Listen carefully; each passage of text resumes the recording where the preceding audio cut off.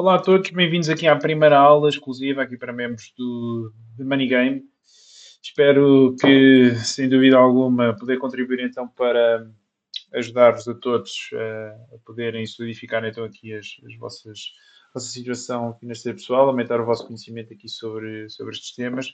Como já tive a oportunidade de dizer, creio que a maioria, sim, praticamente todas as pessoas que fazem conteúdo então sobre estes temas acabam por se esquecer aqui de questões fundamentais, nomeadamente esta reflexão aqui super importante sobre o que é o dinheiro.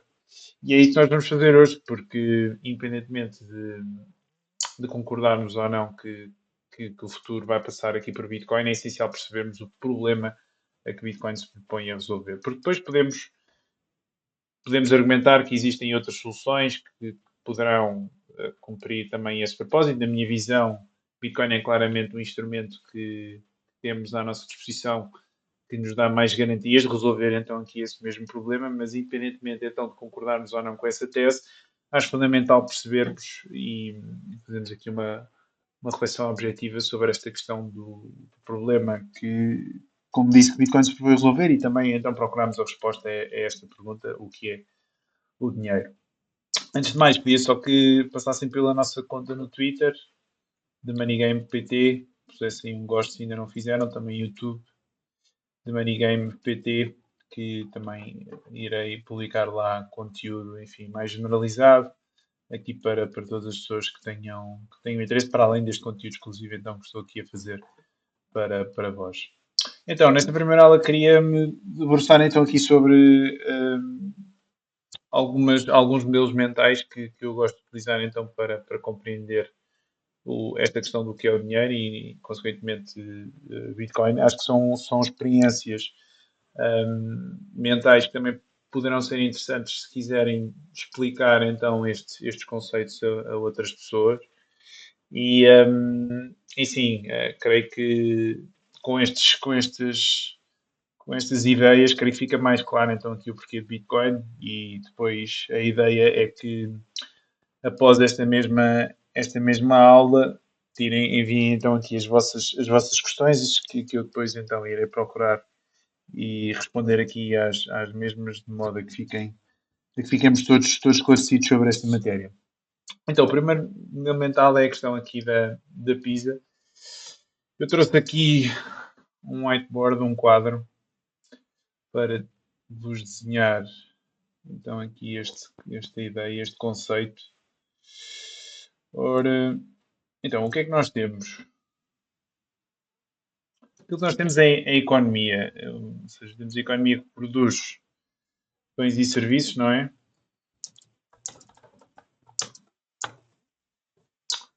Temos a economia que produz bens e serviços e esta mesma quantidade de bens e serviços pode ser mais reduzida, não é? Se tivermos uma economia menos pujante e à medida que vamos crescendo, que vamos tendo crescimento económico, derivado então do aumento da produtividade, potencial crescimento populacional, enfim. Nas regras geral, tem sempre a ver aqui com o processo de acumulação de capital, tecnologia, aumento de melhoramento de tecnologia, que faz com que sejamos mais eficientes a fazer as coisas e com uma unidade de tempo barra energia conseguimos produzir cada vez mais output. Ou seja, estamos no fundo num cenário de escassez, não é?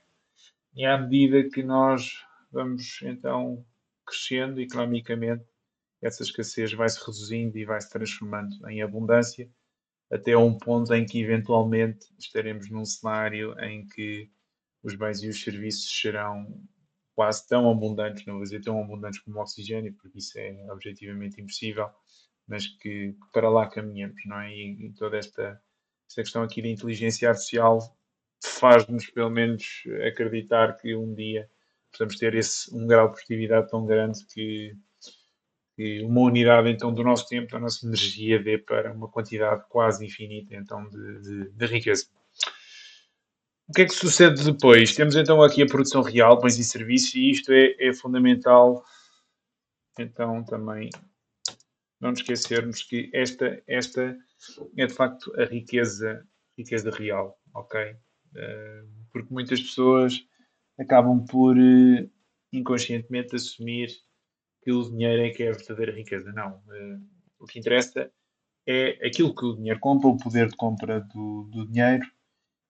Mises fala muito disso, então, aqui no seu trabalho, nas suas obras, mas é importante frisar isto, porque muitas vezes, se fosse a quantidade de dinheiro, não é? Que fosse a verdadeira riqueza, qualquer pessoa que tivesse dólares do Zimbábue ou pesos argentinos seria das pessoas mais ricas do mundo, e não é esse o caso, não é? Ou seja, um dólar muitas vezes tem mais poder de compra do que 100 milhões, ou 100 milhões de bolívares venezuelanos, por exemplo. Estou a tirar números ao calhas, mas acho que dá para perceber então aqui a ideia. Ou seja, nós não queremos, claro que, enfim, queremos dinheiro, não é? Porque necessitamos então de dinheiro para aceder a estes bens e serviços, mas acima de tudo nós estamos interessados aqui no seu poder de compra, ok? É isto que os agentes económicos querem. Vamos escrever aqui. Agentes económicos desejam poder de compra do dinheiro, não o dinheiro em si. Ainda que, como estava a dizer, muitas vezes as pessoas acabam por se esquecer desse fator, não é? E procuram apenas dinheiro, dinheiro, dinheiro e enfim, esquecem-se então que aquilo que interessa realmente é a riqueza real, aquilo que o dinheiro compra, não é o dinheiro em si. Okay? O dinheiro é uma ferramenta, não é o objetivo, não é o objetivo final. Porquê é que eu estou a dizer isto? Porque existem várias formas de olhar aqui para a questão do que é o dinheiro, e uma delas é esta questão, é esta visão, digamos assim, de olhar para o dinheiro como se fosse uma espécie de uma base de dados. Acaba por ser, acaba por ser bastante intuitivo perceber porque é que Bitcoin, de certa forma, é um dinheiro que faz, digamos, match com essa visão ou com essa ilustração de ser, digamos assim, uma base de dados. Porque é um bocadinho mais difícil nós conseguirmos conceptuar ou conseguirmos imaginar esta ideia de ser o dinheiro numa base de dados quando falamos então de dinheiro real. Porque pensemos, por exemplo, aqui na questão do ouro, não é? Se nós assumimos que vamos supor que voltamos 500 anos atrás e voltamos ao padrão ouro em que o ouro era de facto aqui a moeda ou o dinheiro aqui na economia.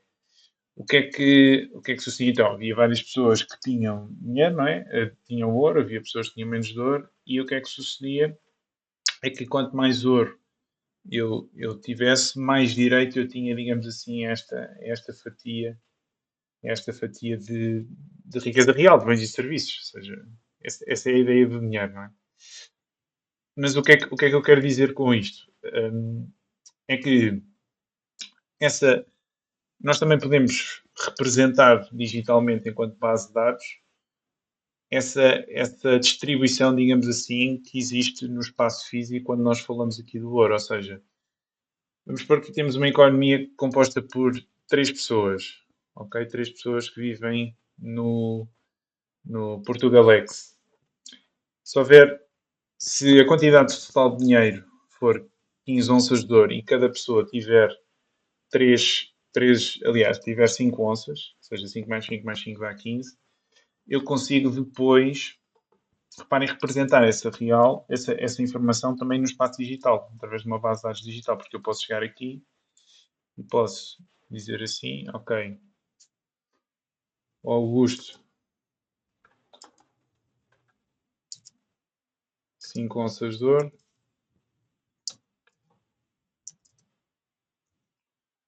tenho o Alberto, tem 5 onças de ouro, e tenho a Maria, tem 5 onças de ouro. E o que é que serve? Ou seja, eu estou a representar aquilo que está a acontecer no espaço físico através do meio digital. E podemos olhar para isto também como uma base de dados. O que é que sucede se na vida real o Augusto comprar alguma coisa, ou se quiser doar, por exemplo, uma onça de ouro à Maria? Eu simplesmente, claro que existe uma transação física, não é? No mundo real, o Augusto chega ao pé da Maria e dá-lhe uma onça de ouro, mas eu também posso representar essa mesma doação na esfera virtual através da alteração então aqui, ou da atualização desta base de dados, onde eu simplesmente chego aqui, passo para 4 e passo para 6. Ok?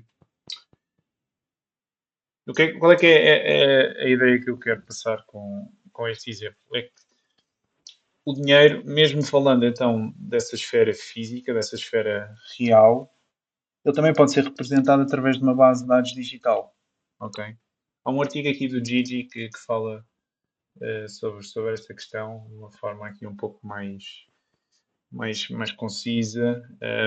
Eu vou depois procurá-lo e colocar aqui nas notas, mas esta é aqui um pouco a ideia. Ou seja, quem tem o dinheiro, no fundo, tem depois direito a vir, entre aspas, comer aqui do bolo ou vir comer da pizza. Tão simples como isso. E o que é que sucede então? Eu querendo dinheiro para poder aceder então aqui à riqueza real, eu tenho de certificar eh, que este dinheiro, lá está, tenho de certificar que este dinheiro me dá então esse mesmo poder de compra que eu, que eu desejo. E qual é, de facto, a melhor forma de garantir que, que eu tenho preservação então aqui de poder de compra? É que, efetivamente, quando eu deposito, digamos assim, os produtos do meu trabalho neste mesmo bem, eu sei que não vou ser diluído. Ou seja, toda a gente está familiarizada com o conceito de diluição, não é? Se eu chegar aqui, dilution, juice,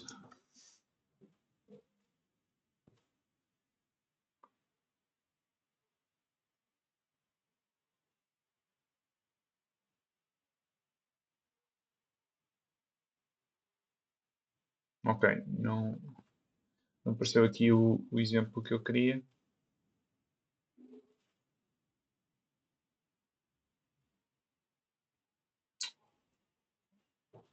Mas a ideia então é que eu, quando aceito então um determinado dinheiro, eu sei que esse mesmo dinheiro dá-me garantias que eu vou poder voltar a, no futuro, poder usufruir desta mesma riqueza real. E é aí que entra então a questão de descobrir então qual é que será o bem ou qual é que será a melhor ferramenta para cumprir esse mesmo propósito.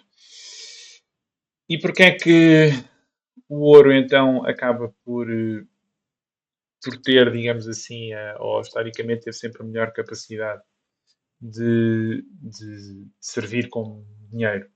Que é precisamente um bem que exige prova de trabalho, ou seja, exige proof of work, ok?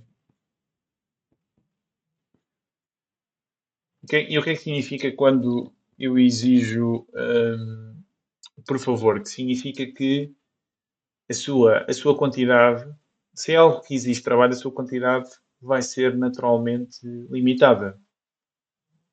Se nós tivermos o cenário oposto, não é? Em que uma coisa a ser produzida não exige qualquer tipo de não existe qualquer tipo de trabalho, nós teremos algo abundante. Ou seja, por isso é que inconscientemente, quando nós vemos alguma coisa em nosso redor que é super abundante, nós assumimos logo que não deu trabalho nenhum, não é? Porque todas as coisas que dão trabalho são escassas pela sua natureza. Por alguma razão, nós só temos um Cristiano Ronaldo, só temos um Michael Jordan, só temos um Lionel Messi, porque para chegar àquele nível é de facto que temos de trabalhar muito para alcançar esse mesmo nível. E, e é por isso então que as pessoas ou os agentes económicos tendem a preferir então bens que exijam trabalho e que sejam escassos pela sua natureza. E o que é que sucede também, e queria utilizar aqui esta analogia, porque nós temos aqui a PISA, digamos assim, da riqueza real. Pois o que é que acontece? Vamos supor que nós temos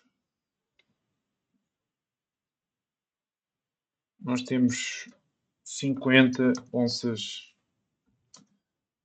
de ouro para esta economia. Ok? A riqueza real é representada por estas 50. Aliás, até podemos ser mais fácil, vamos pôr só 4 para começar. Ou seja, eu sei que se tiver uma onça de ouro, eu tenho direito a um quarto desta mesma riqueza real. Ou seja, eu posso chegar aqui e, no fundo, se nós dividirmos isto em 4 pedaços,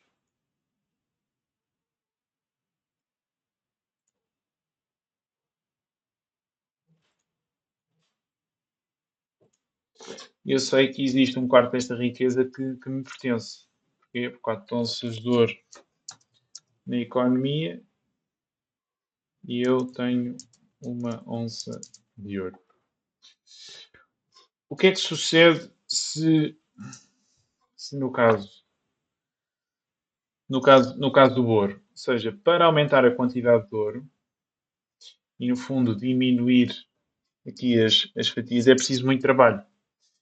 E, como tal, para que alguém consiga acrescentar 4 onças de ouro e consiga, no fundo, dividir esta pizza em oito fatias em vez de 4, é muito complicado. Enquanto que se pensarmos no caso então da moeda fiduciária, que é o que nós temos nos dias de hoje, que é produzida, enfim, de forma completamente abundante. O que é que sucede? Existem, vamos pôr então aqui, mas já vi porcaria. Em vez de ouro, temos, vamos pôr 100 euros na economia. Eu tenho 25. A partir do momento em que existe alguém que insere outros 100 euros na economia,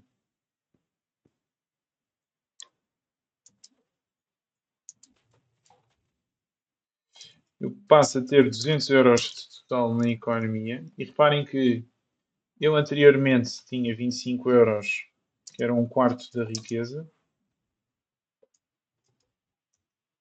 Eu agora tenho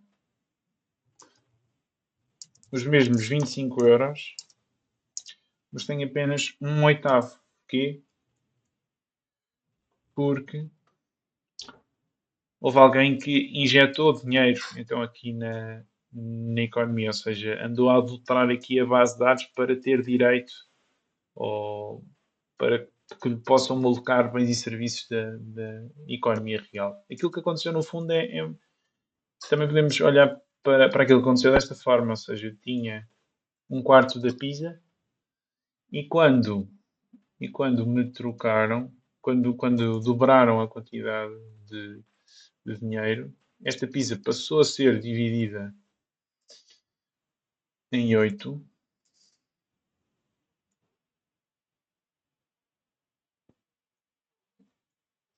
E o que é que sucede? Eu continuo com uma fatia, só que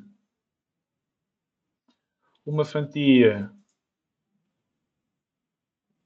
uma fatia anteriormente era um quarto, ou seja, era isto tudo, e agora só tenho um oitavo. E a pergunta que nós temos de fazer é: para onde é que foi então a outra metade? Foi precisamente para quem adicionou então essas novas fatias, ou seja, quem cortou aqui a pizza em mais fatias. E é disto que nós temos de nos defender. E como é que nós defendemos deste tipo de situações, escolhendo o melhor dinheiro à nossa disposição? E qual é que é o dinheiro que tem melhor capacidade de resistir a este tipo de ataques? É precisamente dinheiro que existe trabalho, dinheiro que, pela sua natureza, é escasso. Ok? Creio que foi claro. Ou seja, nós temos de nos defender desta potencial diluição das nossas fatias da pizza da riqueza real, porque inicialmente tínhamos um quarto e vai haver sempre gente que, se tiver essa capacidade de produzir dinheiro a partir do nada, vai fazer com que o tamanho aqui da nossa fatia, nós vamos continuar com uma fatia, ou seja, como vimos ali, nós tínhamos 25 euros e continuamos com 25 euros, só que o valor da riqueza real, lembram-se daqui desta questão inicial dos agentes económicos, não é a questão do poder de compra, não é a questão do dinheiro em si, okay? É a questão aqui do poder de compra.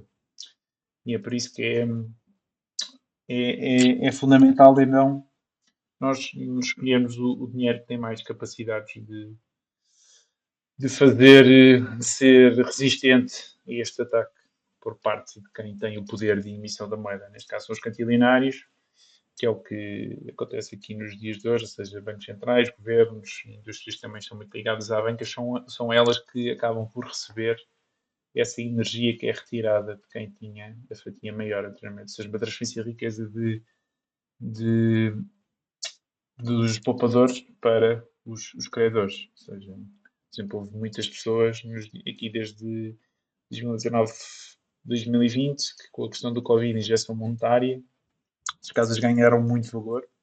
Eu diria que acompanharam mais ou menos aquilo que foi o aumento da massa monetária. Mas aquilo que sucede é que as pessoas que ficaram entre as riscos imobiliários não ficaram ricas pela compra do ativo em si, ganharam bastante património, foi devido à alavancagem que têm nesses mesmos investimentos imobiliários, em que uma pessoa com 10% do valor de um ativo consegue, no fundo, adquirir esse mesmo ativo e depois beneficiar das suas flutuações de preço. E como estamos numa altura em que, enfim, os mercados imobiliários têm sido amplamente beneficiados por este conjunto de fatores económicos que já vem desde a crise financeira de 2008. As pessoas já inseriram este chip de que os preços imobiliários sobem para sempre e, como tal, não há problema eu alavancar-me porque as coisas vão correr tudo bem. Claro que é assim que as bolhas se formam e isto também tinha aqui muito pano para mangas. Com certeza iremos dedicar aqui uma aula também à explicação da teoria do ciclo económico por parte dos austríacos e também, se calhar, compararmos a mesma com, com a teoria mais keynesiana, que é a teoria que é amplamente conhecida, mas sim, haverá aqui pano para mangas e muitas coisas aqui para falarmos.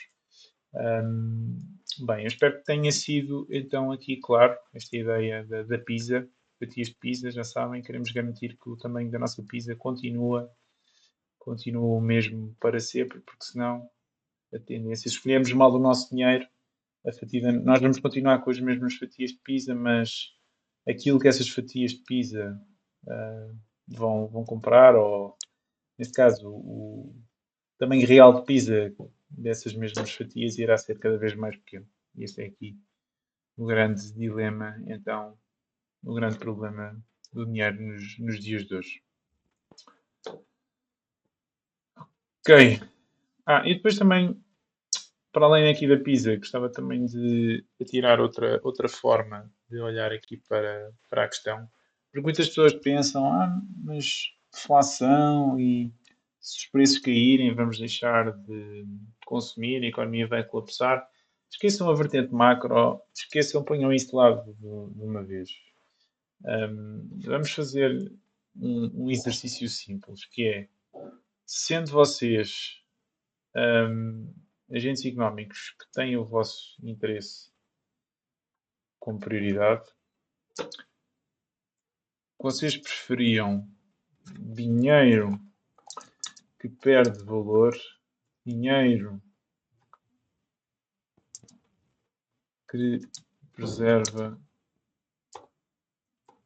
valor ou dinheiro que aumenta de valor? Mas façam esta mesma pergunta a vocês. Numa perspectiva individual, o vosso salário e aquilo que vocês ganham, vocês gostariam que aquilo que vocês ganham perca valor, aquilo que vocês ganhem preserve valor, ou aquilo que vocês ganhem aumente de valor à medida que o tempo vai passando? Eu acho que não haverá uma única pessoa que, se pensar e fizer uma relação pensada sobre este assunto, irá dizer que prefere dinheiro que perde valor, não é? Eu quero que o valor do meu trabalho dê para o máximo possível, porque se for dando para menos, eu tenho menos capacidade de comprar bens e serviços aqui na economia. E acho que é o ponto essencial que, que é preciso enumerar e que é preciso aqui explicar. Porque o que é que nós temos num regime, num regime fiat? Ou seja, nós temos, eu vou utilizar a seta. O que é que nós temos muitas vezes? Temos progresso, não é? Pensem aqui um canalizador. Canalizador, providencia valor. O que é que sucede? Nós trabalhamos, não é? Queremos andar para a frente, queremos providenciar melhores condições a nós próprios, queremos comprar uma casa, queremos dar melhores condições aos nossos filhos.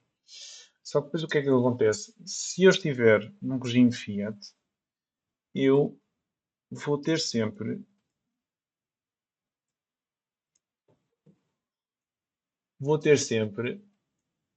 uma fase em que eu vou andar para trás. Porquê? Eu ganhei 2000 euros, mas durante o período eu poupei, coloquei-os de lado. Mas o que é que sucede? O tempo depois passa e até utilizá-los novamente, o seu valor acabou por cair. Ou seja, pensem nisto como o nosso património líquido, vá, quisermos chamar. Se andamos para a frente, andamos para trás. E depois andamos novamente para a frente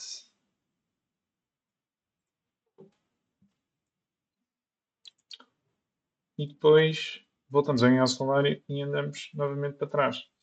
E o que é que sucede? Há muitas pessoas que sentem que quando trabalham, não é? Fazem as suas coisas, pagam as suas despesas, mas depois não têm qualquer grau de poupança e voltam simplesmente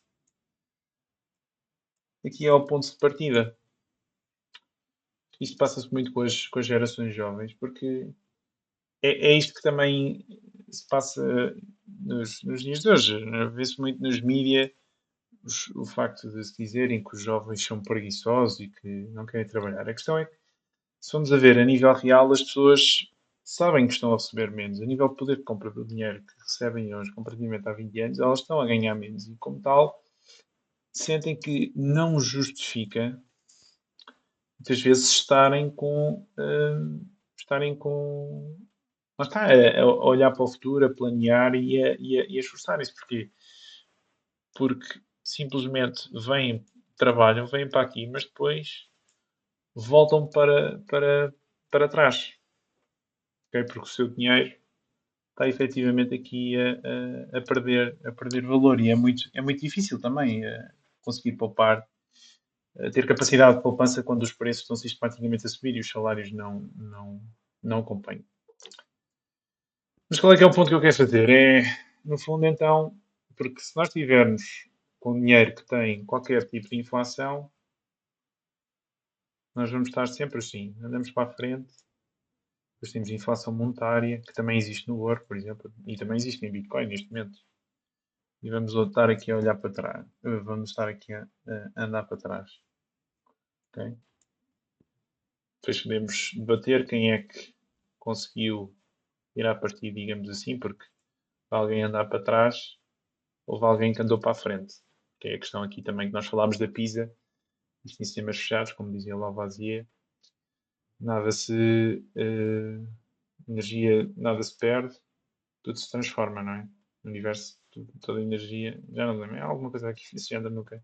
Lembro da citação a 100%, mas esta é a ideia, ou seja, se houver alguém a perder, alguém tecnicamente terá de estar a ganhar, como vimos aqui no caso da PISA.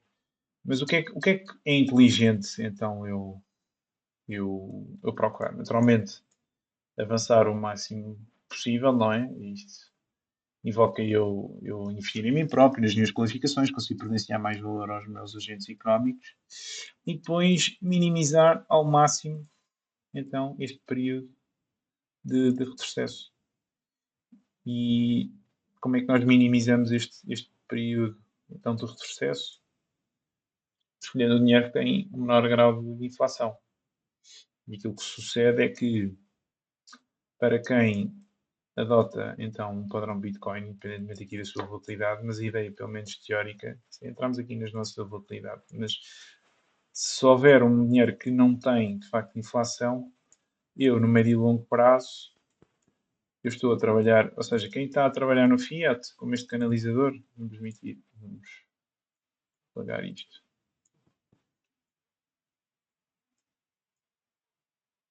Oi, é isto que eu queria. Mas está para ver, pronto. Aqui, este é um canalizador que trabalha por euros, não é? Anda para a frente, anda para trás, anda para a frente, anda para trás. Ele consegue ganhar um salário bom, por isso ainda sabe, ainda vai fazendo o caminho dele. Se ele escolhesse um padrão Bitcoin, o que é que acontece? Ele vai conseguindo progredir muito mais.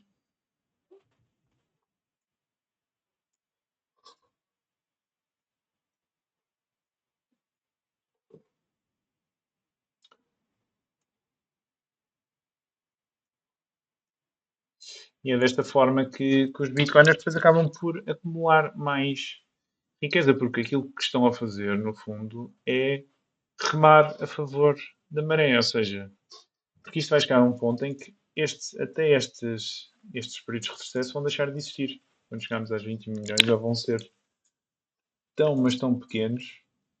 Isto vai ser sempre, sempre para a frente.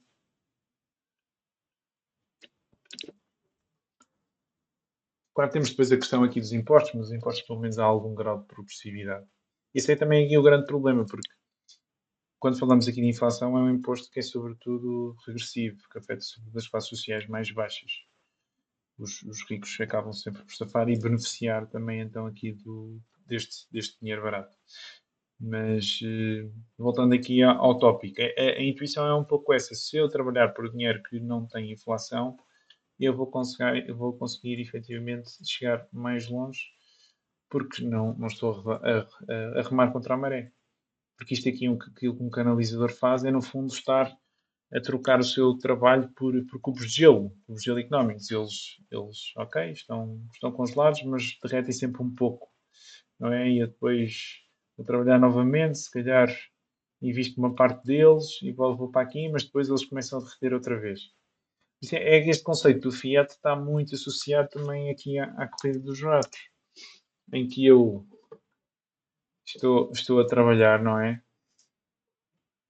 Mas eu acabo por não conseguir sair aqui do mesmo sítio. Porquê? Porque estou a nadar contra a maré. Depois ainda temos outros problemas, que é a questão de uma sociedade inflacionária ser muito mais propensa a consumismo, a endividamento, que também são questões que também não ajudam para que uma pessoa tenha realmente liberdade financeira, digamos assim. Mas acho que é intuitivo perceber porque é que um regime Fiat está muito associado então aqui à corrida de ratos sem sair do mesmo sítio, porque eu ando para a frente e a não ser que eu tenha de facto rendimentos completamente acima da média e consiga depois investi-los enfim, no mercado, seja financeiro ou noutro, eu estou a ganhar, não é? Estou a ganhar dinheiro, mas depois estou rapidamente. Esse dinheiro que ganhei está rapidamente a perder valor. Ou seja, ando para a frente, depois volto para trás se não fizer nada. Eu descanso, mas estou a voltar para trás. Eu tenho que estar sistematicamente a correr. Ok? Por isso é que é muito difícil, não é? Para o cidadão comum se ver aqui por cima. O que é que eu queria dizer aqui mais? Claro que isto depois é uma economia que privilegia ativos que tenham ou seja, a economia de forma mais consciente ou mais inconscientemente, quem percebe entre as regras do jogo vai saber sempre que tem de preservar o seu poder de compra e aquilo pelo qual trabalhou em ativos que tenham taxas de inflação baixas, mais baixas possível. E mesmo não sendo Bitcoin, onde é que eles vão colocar essa energia económica? Em casas, em empresas, em terras, em património, em arte, em carros de coleção. Ou seja, eles vão sempre arranjar, arranjar forma de preservar aqui o seu capital. Mas depois reparem que acabamos de ter uma economia onde existe um premium por estas mesmas classes de ativos e acaba por haver um premium negativo pelo dinheiro em si. E reparem quem é que são os agentes económicos que mais lidam com com o dinheiro que perde valor, que tem esse prêmio negativo, são precisamente os trabalhadores, os assalariados. E por isso depois temos uma diferença cada vez maior e um diferencial cada vez maior entre, enfim, aqueles que têm património e aqueles que não têm. E atenção, isso pela sua essência é natural, nós vamos ter sempre disparidade, vamos ter sempre volatilidade, digamos assim, no que diz respeito à distribuição aqui dos rendimentos das pessoas. A questão é que nós temos este sistema que está de forma perpétua a retirar energia económica àqueles que trabalham e a depositá-la naqueles que recebem essa energia nova através do dinheiro que é criado, sobretudo no sistema bancário e através dos déficits governamentais. Ou seja, é o canalizador que perde em detrimento do agente imobiliário, do banqueiro que trabalha em banca com pessoas de alto património, seguradoras, agências de crédito que financiam em todo o tipo de consumos e investimentos, porque é isto que nós temos de perceber também. Uma economia que houvesse preservação de capital através do dinheiro, não seria necessário investir, não, ou seja, não seria necessário, a poupança um, seria necessária, aliás, apenas a poupança conseguiria ter essa capacidade de preservar valor aqui para o futuro, o que nos dias de hoje não acontece, não é? Nós temos de investir esse mesmo dinheiro, assumir risco na perspectiva de que no futuro tenhamos de volta. E isso, enfim, geralmente acaba por trazer maior incerteza aqui sobre o futuro e depois é a questão também da diferença temporal. Isto vamos ter aqui muitas coisas para nos debruçar, mas queria de facto fazer este ponto e creio que, que foi claro aqui enfim, com algumas peripécias, mas acho que fui claro aqui com as minhas ideias, creio que foi intuitivo. Por isso o que eu ia pedir aqui depois, já vamos aqui a 40 minutos de lição, mas ia pedir que enviassem as vossas perguntas e respostas para poder responder às mesmas e esclarecer. Vou enviar também aqui o artigo do Gigi. Esta entrevista também ao Elon Musk, creio que foi no Joe Rogan, não, no Lex Fridman, onde ele fala sobre a questão do dinheiro ser uma base de dados para a alocação de recursos. E este artigo também achei interessante, que é sobre o tema, para tentar então também interiorizar esta ideia aqui nas vossas cabeças. E é isso, meus caros. Obrigado, já sabem, passem pelo Twitter, pelo, pelo YouTube também, que já fechei aqui a minha tab. E é isso. Obrigado, um abraço.